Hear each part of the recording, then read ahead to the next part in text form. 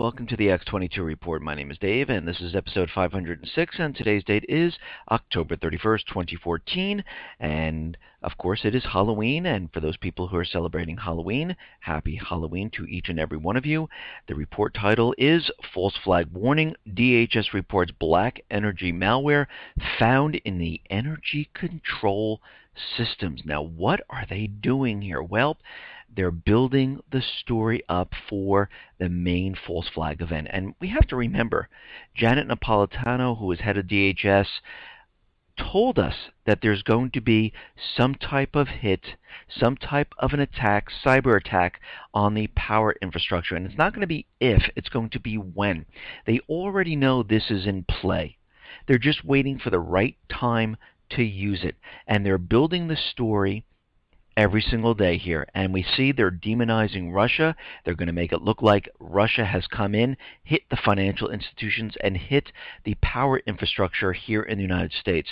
And of course, all this is to get us into war with Russia, with China, with North Korea, with Iran, with Syria, and they're just continually building this up. Now, once this occurs, we most likely might see a hit from the Islamic State, some type of physical attack on a city or someplace or multiple places here in the United States, and then to follow this up, they're going to use Russia to say, they hit the financial institutions, they hit the power infrastructure, and they brought the economy to its knees. And we can see they're definitely playing this up, and they're pushing this agenda very, very hard. Let's get into the economic collapse news. Now, we understand that Europe is not doing well whatsoever, and every time there's more and more news coming out about Europe, it seems like it's not very good. Right now, Italy, their seasonally adjusted unemployment rate was 12.6% in September, just a notch above the revised 12.5% rate in August. So their unemployment number has gone up in September. The youth unemployment measuring job seekers between 15 and 24 years old was 42.9% in September. So they are hit very, very hard. And it's not the only country. I mean, we're seeing Spain, and they're saying their unemployment came down just a smidge. But again, we don't know if all these numbers are manipulated to make their economy look a lot better than it really is. We know that Greece, we know that Cyprus, we know that Portugal, we understand that Germany and UK, they're all feeling the effects of this massive, massive debt load. And it is getting more and more difficult as time goes on. And again, people are not placing their hard-earned money into the banks because they're receiving 0% interest, or some places it's negative when you look at inflation and everything else that's going on here. And we can see that the entire system is starting to collapse on itself. And again, of course, we have here in the United States the stock market, where this is being pushed to all-time new highs. Gold is being pushed down very, very hard to make it seem like nothing is wrong and the economy is in perfect shape. And we also have to remember, we do have elections coming up, and we normally see this during this period because the people who are running the country right now, the Democrats, they want you to vote Democrat. Now, I don't really care, Democrat, Republican, makes no difference to me, as long as the people that are in government are taking care of the people of the United States. And so far, I don't see any of this from either party at this time. Now, it seems that consumer spending tumbled at the fastest rate since October 2009. Consumer spending tumbled 0.2% against expectations of growing at 0.1%, dropping at the fastest pace since October of 2009. The spending decline was driven by a tumble in spending on both non-durable and mostly durable goods. Putting this number in context, this was the first declining in consumer spending in 8 months, and just the third time there was a decline in the so-called balance sheet recovery. And we can see right now that consumers, they just don't have the funds to spend. We're seeing a lot of layoffs coming down the line now. Thousands of people are being laid off. Yes, we had the announcements in the beginning of the year, but what happens is throughout the year, they're continually laying off these people. And as these people are being laid off, they're putting their resumes out. They can't find work. They get very nervous.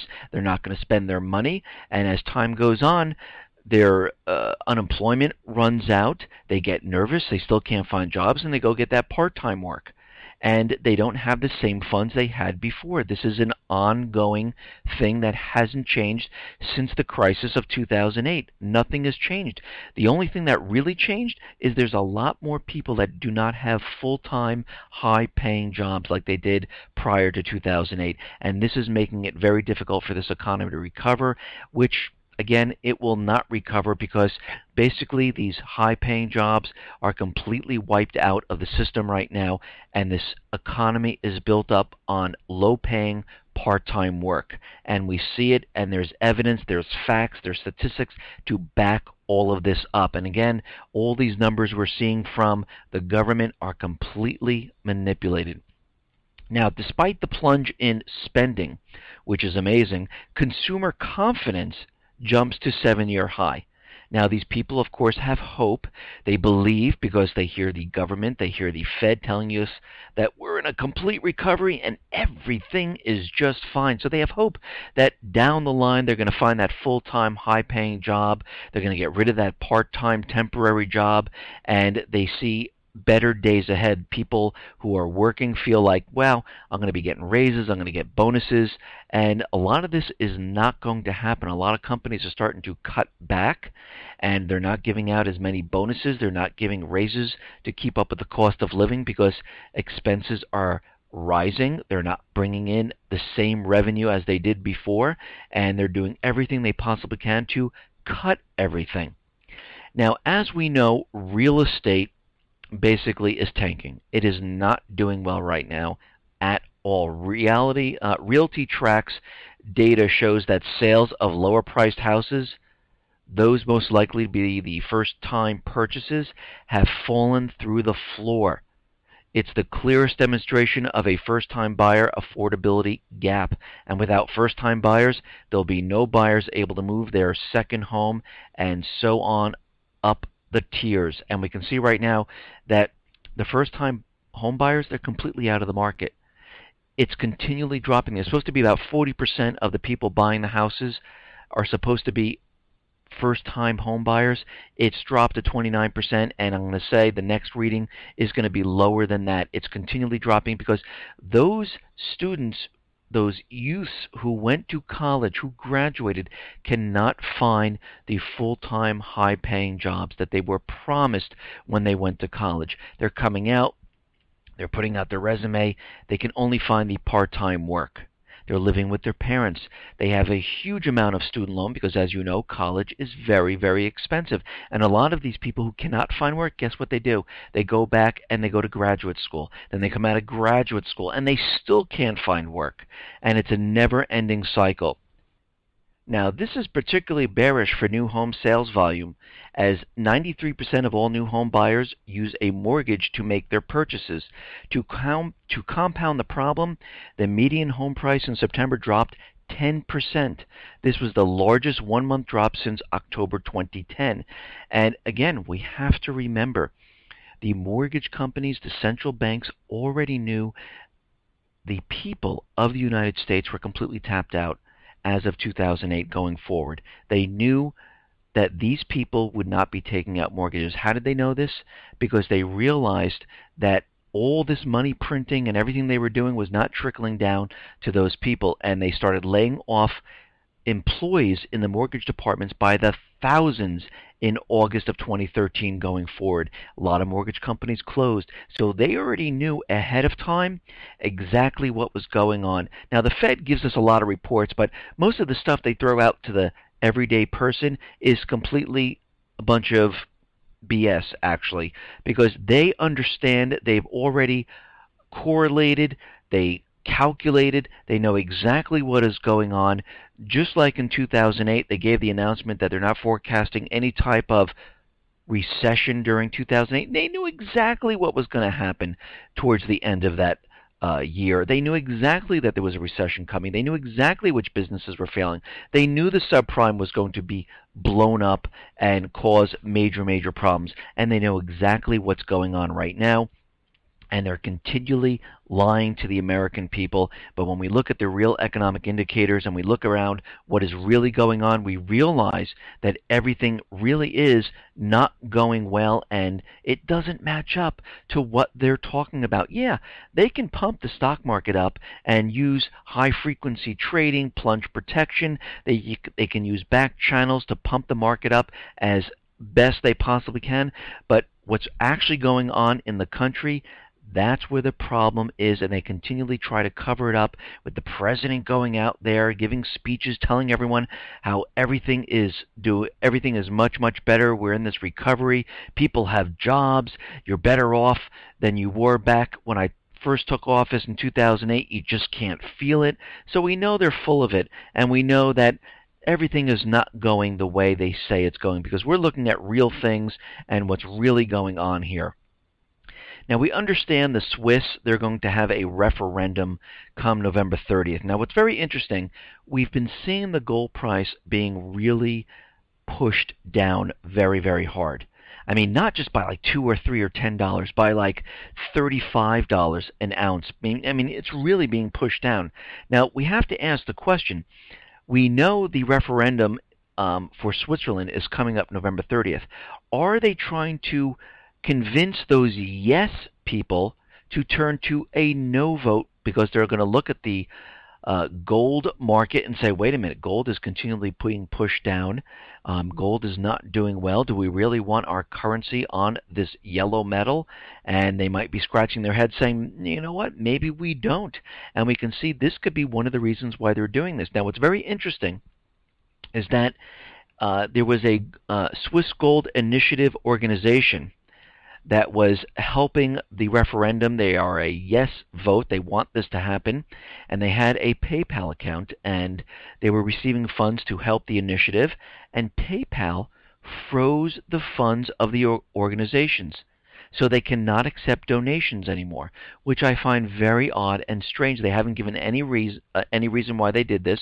They wrote in to find out why they did this. PayPal never answered, and it seems like the central bankers might be behind all of this, where the gold is being pushed down, and they're not allowing people to pretty much push the yes side of this. And we know the central bank in Switzerland does not want this to happen. The Swiss banks don't want this to happen because they cannot print just willy-nilly. They would have to have some certain controls because 20% of their currency would be hooked to gold, and this would pose a huge, huge problem for the central bankers, and we can see why they're taking drastic measures to stop what is going on here. Now, Australia is looking at China, and they're saying to themselves, you know what? If Beijing can ensure global transparency and governance standards, Australia will join the China-led New Asian Infrastructure Investment Bank. Wow. And this is going to pose a problem with the private Western central bank. Australia is struggling to maintain balance between traditional security ties with the U.S. and growing economic and trade ties with China. So it looks like they're saying to themselves, should we stay with the U.S. central banking system, or should we protect ourselves and go with China and that banking system? And what are the repercussions from doing this? And we're going to have to watch this very carefully as time goes on. Now, Moscow is out there, and they're saying on October 30th there were unusual currency trading on the Moscow exchange, and they're saying there are strange anomalies going on, and they're going to have to look into it because of what was happening with the highly offbeat currency trading, and they think that someone might have infiltrated the exchange to manipulate what is going on there, and they're going to look into this, and we're going to have to follow up on this to see exactly what has happened on their exchange. Now, as we know, people put videos out on YouTube. I mean, I do it. Many other people do it. The independent media do it. And it seems like videos are being produced and then uploaded into YouTube that has to do with Obama and Obamacare. And these are videos produced. They're not part of a paid campaign. They're completely free, where people are using their First Amendment right to say what they feel, and it seems like the Democrats really don't like this. Democrats snuck in a last-minute proposal that the Federal Elections Commission be allowed to heavily regulate political content on the Internet sites such as YouTube, blogs, and the Drudge Report. So basically, they want to limit free speech. They don't want people to speak out about the things that's bothering them. This snap decision came after the FEC deadlocked 3-3 over whether or not an anti-Obama Internet campaign in Ohio had violated the FEC campaign disclosure rules.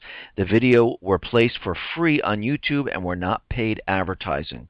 Until now, videos and other political content that is not posted for a fee are unregulated by the FEC. So if this rule goes into effect, they will be allowed to take down certain videos if they do not like it. So if I decided to post a video against the Republicans or against the Democrats on a certain issue, they might come in and say, no, you're not allowed to do this, and that is infringing on my First Amendment right of free speech and how I really feel. And what's the difference now, what it is that YouTube has a much bigger audience. Yeah, they didn't care before if you were standing on top of a box in the middle of a town screaming it out, but now you're on the internet where many, many more people can see this, and they can, people can put together these videos and make it look really, really good and convince people that, yeah, this is not for the people. And this is why they've been trying to take down the independent media and trying to stop all of this, because they don't like any of this being out there. They like control. And this is not what America's about. America is freely allowing people to go out and give their opinion, or letting the parties know they completely disagree with them. But again, they don't want this. They want to make sure they have control of what is going on.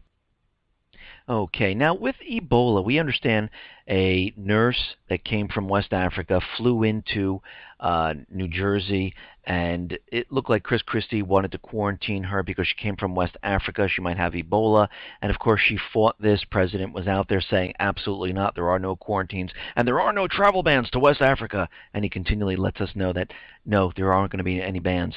But it seems like it went to a court and a judge was ruling on it, and first the judge says they were going to monitor her movements, and she had to stay quarantined kind of, and then it seems like the main judge kind of lifted the Ebola quarantine on the nurse, so it seems like she can go wherever she wants at this point in time.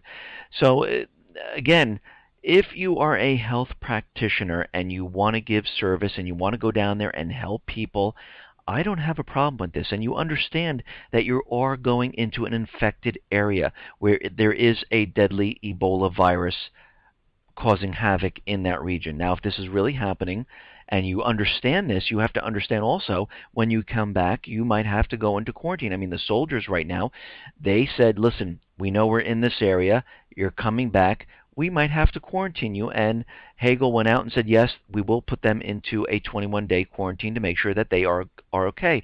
And as a health care practitioner, you would think that the people would do this for themselves to say, listen, I don't want to get anyone else sick, and I don't want to infect anyone else, so I will self-quarantine myself just to make sure. I mean, I would do that. If I was going down there to help people, and I know down in Africa there was a deadly virus, I would come back here and say, listen, I don't want to get my family, my friends, or anyone else sick. I'm going to self-quarantine myself. This is just common sense, basically. But again, she's off on her own doing whatever she wants. Now, China has promised to keep sending assistance to countries in West Africa fighting the Ebola virus outbreak, and has trained 480 medical staff from the Chinese army to work on the disease in Liberia. China has prepared about 480 medical staff from an elite unit of the People's Liberation Army to be sent to Liberia in 3 waves of 160 people. A 100-bed treatment center is also planned to be set up in Liberia in the next 30 days. So we see now that China is sending down medical staff from the Chinese army, which they are trained. this is very interesting because we understand that the United States has troops down in Liberia, and it seems like the Chinese now are sending military troops into this area. And of course, they're saying it's 480 or so medical staff from an elite unit in the PLA, but we've seen this before in the countries in Africa.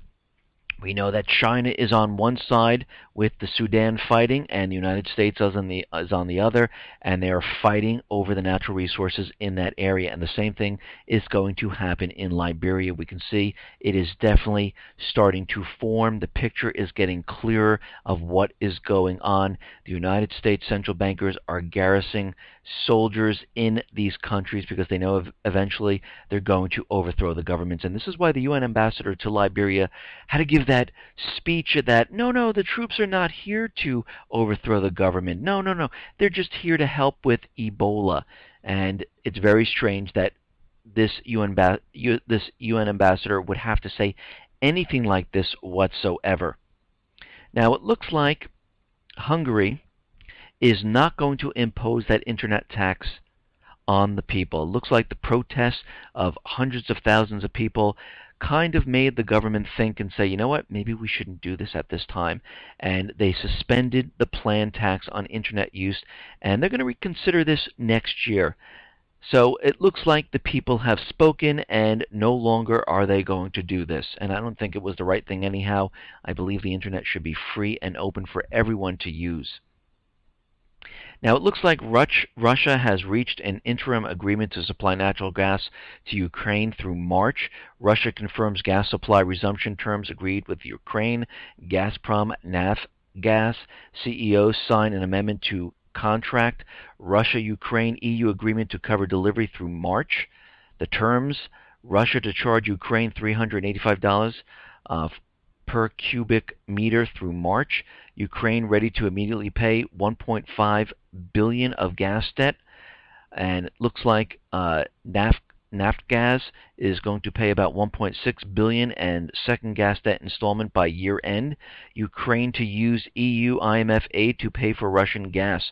Now again, they're promising, contracts are drawn, but until that payment is made, we have nothing whatsoever. We've seen this before where Yatsenyuk was out there, the Ukrainian government was out there saying, yes, we're going to pay, yes, we're going to pay, and they never paid. And we'll have to see if the payment is going to actually go through.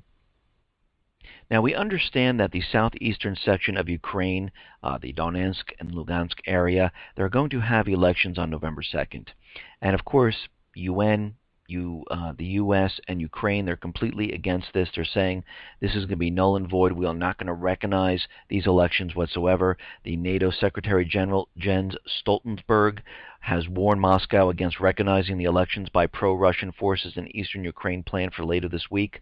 The NATO chief argued that the elections run directly counter to peace accords signed between Kiev and pro-Russian forces in Minsk on September 5th, with Russia also backed, adding, I call on Russia to respect its Minsk commitment, which could help pave the way for peaceful solutions. Now, the people in the southeastern section said they had a deal with Ukraine separate and apart from the Minsk deal, and they were allowed to do the election. So there's a little bit of confusion of what is going on at this point. Now, we've always talked about mercenaries in the Ukrainian forces, and we said the United States, Poland had bringing in paid mercenaries to fight against the southeastern section. And lo and behold, Ukraine's Interior Minister Arsen Avakov has admitted the presence of foreign mercenaries in volunteer battalions that are taking part in the military operations in eastern Ukraine. So there are paid mercenaries. Yes, they can call them volunteers who are coming in just to help out, but these are paid mercenaries from Poland, from the United States, from other organizations to help fight in this area. And again, they are still there. They're taking part of everything that is going on. Now, Yatsenyuk is making a proposal to say, you know what? Since the southeastern section is not part of Kiev, we should stop the gas supplies to that area. And we're going to have to see how this goes, and I don't think it's going to go very well with them stopping of what's going on here. Now, it seems like in the Donetsk area, the artillery fire has intensified ahead of the elections. And it seems like they're coming under fire once again. The ceasefire is really not a ceasefire, and it seems like they're trying to deter people from going to vote in that area, and they're hitting that area very, very hard. And we'll have to see how this turns out and what will happen as we approach November 2nd, when things most likely will get out of hand, and we might even see the war in this area resume, because as we know, the central bankers did not get what they paid for. They wanted the southeastern section where all the production is. They want Crimea because they have ports in the Black Sea, and they only got the western part of Ukraine, and this is not what they paid for, and they're not going to stop until they get what they want. Now, in the Middle East, we understand that things are in chaos. There are people in the countries taking back their country, kicking out the puppet regimes. The rebels in Yemen have seized the capital, or they are approaching to seize the capital, and they have said they are the Yemen's new masters right now, and they are going to take over the country and kick that puppet regime completely out of the country. Now, as we know, in Iraq, we've had advisors move into Iraq, and of course these are combat-ready Marines, and we have more and more of them continually moving into Iraq, and right now it seems like the American military advisors are needed in Iraq, in the Anbar province, the nation's top military officer said, which is General Martin Dempsey, the chairman of the Joint Chiefs of Staff, said that in the future, American troops need to be deployed to another key area to help the indigenous forces. On Friday, headquarters elements from the 1st Infantry Division will arrive in Baghdad to coordinate the efforts of all American forces in the country. Military officials at U.S. Central Command, which oversees military operations in the Middle East, suggested to reporters last week the plans were in the works to move U.S. forces into the Anbar in a non-combat role. Of course, until they have to turn into a combat role, and that is easily done because they are combat-ready Marines. The CENTCOM official said that the U.S. has also been speaking with allies about the possibility of other countries putting boots on the ground. So, again, they're setting up the divisional headquarters which can support between 10,000 to 30,000 soldiers. Other allies are going to be bringing boots on the ground, and we can see how this is ramping up to become a full-blown war inside this country, moving into Syria, because this is their real goal, is to bring in the troops, move into Syria, then eventually go to Iran. And we can see they are prepping for this, and we're going to see this go full blast right after the November elections. Now, the United States has acknowledged that the Islamic State of Iraq does have surface-to-air missiles. Can anyone say no-fly zone? Can anyone say, we need a buffer zone? Oh, they're going to be hitting our planes. So we can see right now they are prepping for this. Again, Syria stepped in, destroyed their 3-plane Air Force, which was really non-existent. They were trying to use that to establish the no-fly zone, and it seems like Assad put the kibosh on that by destroying all the planes there. And we can see what the United States central bankers are doing. They are maneuvering inside Syria, taking out the infrastructure, taking out the air bases. They still want this no-fly zone, the buffer zone, and they're going to do everything they possibly can to get it, and they won't stop until they have it. Now, there's a new warning. This time it's to the travelers in the Middle East. Before, we said it was for the citizens who are living in the Middle East and the embassies. Now they increase the warning to travelers who are traveling to all these countries in the Middle East. The U.S. State Department Friday warned its citizens living in or traveling to the Middle East to remain vigilant and to avoid large gatherings. U.S. citizens residing in or visiting Lebanon should remain vigilant regarding their personal security and alert to local security developments. So we can see right now they are getting ready to do something in this area, because every time they start to give warnings, it seems like they're getting ready to push an agenda forward. Now, there are reports saying that hackers are testing the financial system's cyber defenses, and they're probing and doing this every day. Foreign powers may be trying to show they can penetrate computer networks. that they are key to the financial system, and Sunday message that they could do more, and they can hit the financial systems whenever they want. The intruders will leave just enough clues for investigators to identify who's doing it. It's a threat posturing, he says, that I can get access to your critical infrastructure and down it at any time. So we can see right now they're using this information to let you know that there will be state actors trying to hit the financial institutions to bring down the systems. Now, what's very interesting that DHS came out with this report saying that black energy malware used by Russians found in water and energy control systems, industrial control systems used to operate critical U.S. infrastructure, including water and power, are under attack from cyber actors using malicious software implanted in numerous control systems, the Department of Homeland Security said Friday. The cyber attacks have been underway since 2011, and U.S. officials suspect Russia is behind them. Now, of course, this is propaganda leading up to this main false flag event that we've been talking about. The hacking was revealed in a Department of Homeland Security alert this week that identified the malicious software found in a number of industrial control systems as black energy, the same malware that recently was linked by a cybersecurity investigators to Russian government hacking in an operation codenamed Sandworm. Sandworm was a large-scale Russian cyber spying program that targeted NATO, a U.S. government agency, and European countries. Disclosure of the industrial control system hacking follows confirmation this week that the Russian hackers also conducted cyber attacks that gained access to an unclassified White House network in what analysts say is a cyber reconnaissance effort aimed at gathering intelligence on U.S. cyber defenses. Now, of course, they're linking this all to Russia.